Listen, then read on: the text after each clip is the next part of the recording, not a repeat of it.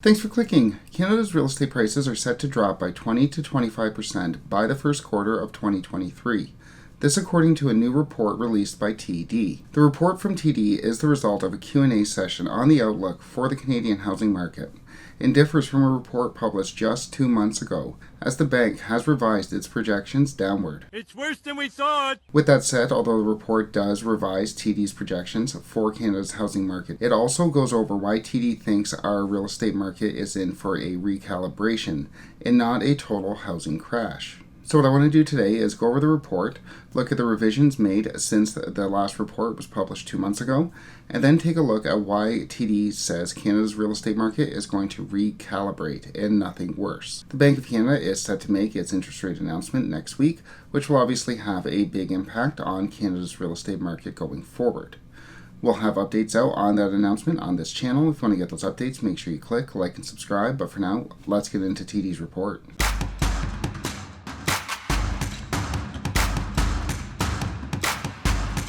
As mentioned, not only does TD's report predict that the average price of a home in Canada will fall by 20 to 25% by 2023, it also says that sales could crater by 35%, meaning we'll see a 35% drop in sales by the first quarter of 2023. The prediction by TD is worse than the one we discussed in early July, when the previous report argued that Canada was in for a 19% drop in our average house price and a 33% drop in the amount of sales. Though TD acknowledges in this report that the drop in sales and pricing is due in large part to rising interest rates and decreased affordability, it is no longer offering a specific interest rate prediction for 2022 or the beginning of 2023. This is a departure from the previous report where TD predicted that the Bank of Canada's interest rate hikes would top out at 3.25%, only to have the Bank of Canada surprise almost everyone with a 100 basis point rate hike just 2 weeks after that report was released. The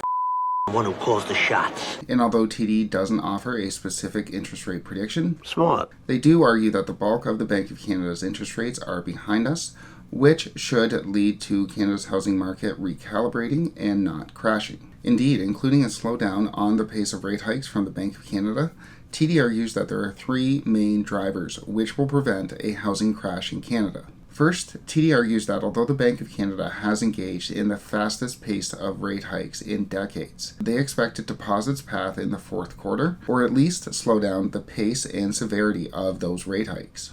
So TD is saying that we shouldn't expect any more 100 basis points rate hikes from the Bank of Canada anytime soon. Second, TD argues that mortgage rates should start to get better, or at least stop their upward trajectory, as bond yields start to fall due to weakening economic data and reversing inflation. Because the economy is going to slow and TD is expecting our inflation rate to slow down as well, bond yields should fall, which should stop the pace of the mortgage rate hikes, should stop the banks from increasing mortgage rates much more than they already are. And finally, the stress test. TD argues that the mortgage stress test will prevent Canada's real estate market from engaging in an all-out crash.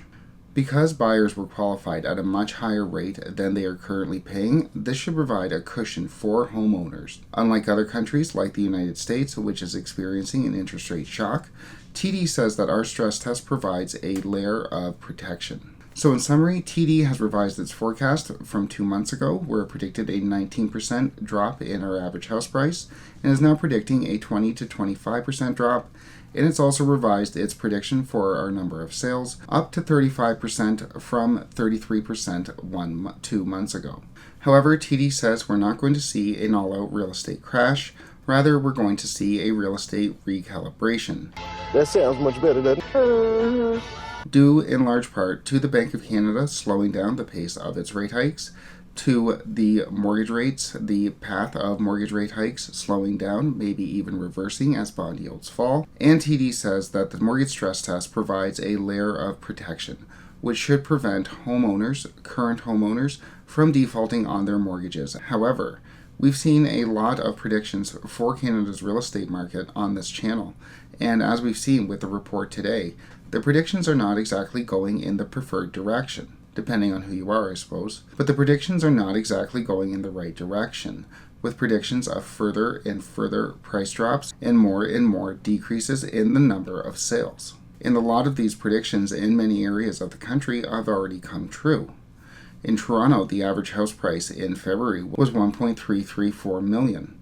By July, it was down to $1.07 million, which is about a 25% price drop in just a little over 5 months. So although TD is looking at the average house price in Canada in the aggregate, it's going to affect different areas differently. In Toronto, it's at 25% already, and many would say that there's still a ways to go, with more and more interest rate hikes coming down the pike next week and probably more in the future.